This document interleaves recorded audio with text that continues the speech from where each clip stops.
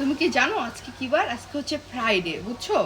আজকে যে তুমি নামাজ পড়তে যাবে না মসজিদে, তো নামাজ পড়তে যাওয়ার সময় তুমি ওয়াইফের কাছ থেকে দোয়া নিয়ে যাবা, বুঝছো? আর মসজিদে যে ওয়াইফের জন্য দোয়া করবা, ঠিক আছে? কথাটা বুঝো।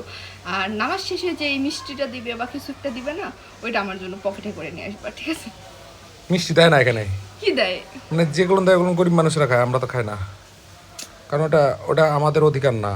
আরে না, তারপরও মানে মাঝে মধ্যে খেতে হয় না, মানে এটা তো নাকি আমরা অনেক। তো খেতে পাই, গরিব মানুষরা খেতে পায় না, ওদেরকে আমরা আমরা নিই না, ইচ্ছা করে নিই না, কারণ গরিব মানুষরা যেন খায়। একদিন তো নিয়ে আসতে পারো। ও আমি তো জানি না যে আমার বউ গরিব।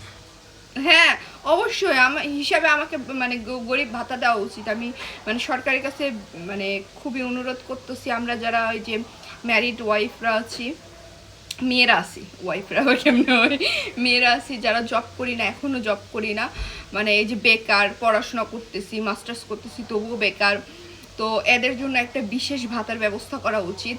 মান্থলি কিছু আমাদের অ্যামাউন্ট দেওয়া উচিত, যেটা দিয়ে আমরা হাজব্যান্ডকে গিফট করতে পারবো, নিজেকে গিফট করতে পারবো, নিজের সংসার চালাইতে পারবো, নিজে কিছু খেতে পারবো, তাই না বলো? মানে এটা তো নিয়ম করা উচিত। তোমার কি মনে হয়?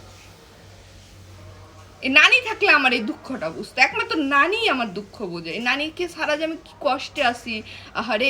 আজ যদি নানি থাকতো তাহলে আমার আয়না ঘরে কতদিন হইতো জানো? 1 মাস 2 দিন। বুকটা ভাবলেই কি করে, ধানকান ধানকান। দনকন দনকন করে। এগুলো মিউজিক কই পাও তুমি?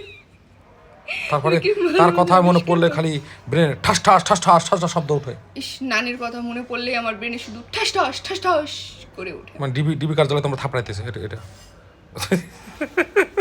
সব কথার মধ্যে পেস্টিসটা কনসার করে দাও কেন?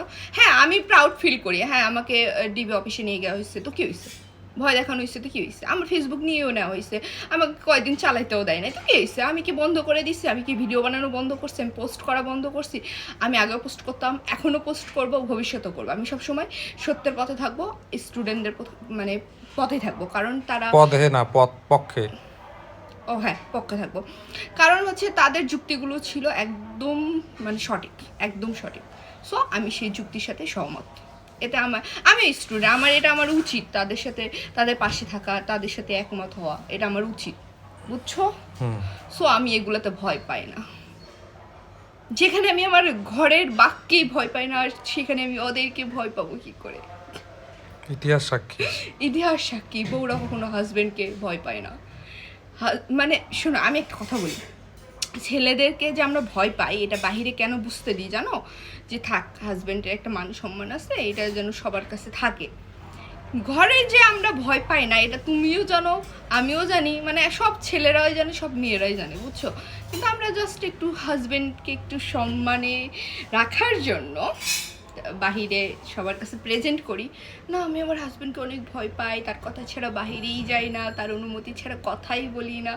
এগুলো বলতে হয়, আচ্ছা, ঠিক বুঝছো? এগুলো না বললে তো মনে করো যে তোমাদের মানে থাকবে না।